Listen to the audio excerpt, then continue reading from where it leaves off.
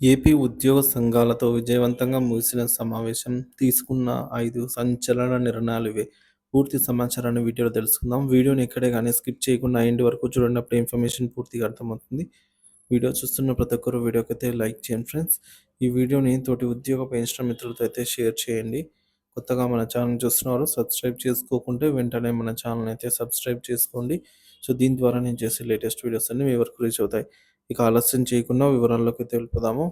So friends, ఇక విషయానికి వచ్చినట్లయితే ఏపీ ఉద్యోగ సంఘాల జేఏసీ సమావేశం. ఉద్యోగుల సంక్షేమం, భవిష్యత్తు కార్యాచరణపై కీలక చర్చలు. ఏపీ ఉద్యోగ సంఘాల జేఏసీ చైర్మన్ శ్రీనివాసరావు ఆధ్వర్యంలో ఉద్యోగ సంఘాల సమావేశం విజయవంతంగా జరిగింది. ఈ సమావేశంలో ఉద్యోగుల సంక్షేమం, భవిష్యత్తు కార్యాచరణ, ప్రభుత్వ విధానాలపై విస్తృతమైన చర్చలు జరిగాయి. ఉద్యోగ సంఘాల ప్రతినిధులు, ఉప ముఖ్యమంత్రులు, శాసనసభ సభ్యులు మరియు ఇతర ముఖ్య నాయకులు ఈ సమావేశంలో అయితే పాల్గొన్నారు. ముఖ్యమైన నిర్ణయాలు.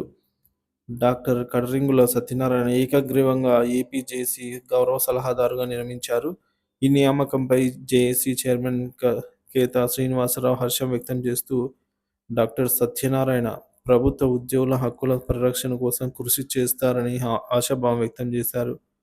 ఎస్సీ, ఎస్టీ, బీసీ, మైనారిటీ ఉద్యోగులు ఎదుర్కొంటున్నటువంటి సమస్యలపై సమగ్రంగా చర్చించారు. గత ప్రభుత్వంలో ఉద్యోగులు అనేక అవమానాలు ఎదుర్కొన్నారని, ప్రశ్నించే ఉద్యోగులను వేధించారని, పలువురు జైలు పాలయ్యారని డాక్టర్ సత్యనారాయణ తెలిపారు.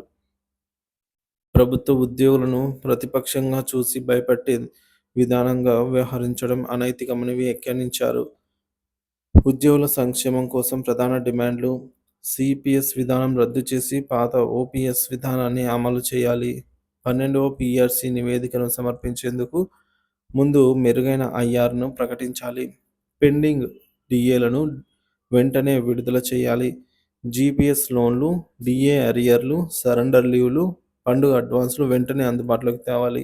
అవుట్సోర్సింగ్ ఉద్యోగులకు భద్రత కల్పించి విద్యా అర్హతను బట్టి రెగ్యులర్ చేయాలి. ఖాళీగా ఉన్న పోస్టులను భర్తీ చేసి సీనియారిటీని బట్టి ప్రమోషన్లు కల్పించాలి. అక్రమంగా ఉన్న అధికారులను తమ స్థానాలకు బదిలీ చేయాలని అయితే డిమాండ్లు. ఇక ప్రభుత్వానికి కృతజ్ఞతలు. ముఖ్యమంత్రి చంద్రబాబు నాయుడు, ఉప ముఖ్యమంత్రి పవన్ కళ్యాణ్ మరియు మంత్రివర్గ సభ్యులకు ఉద్యోగుల తరపున ధన్యవాదాలు తెలిపారు. ఉద్యోగ సంఘాల తరపున ప్రభుత్వం ఇచ్చిన సహాయాలను గుర్తు చేస్తూ మరింత మద్దతు అందించాలని కోరారు.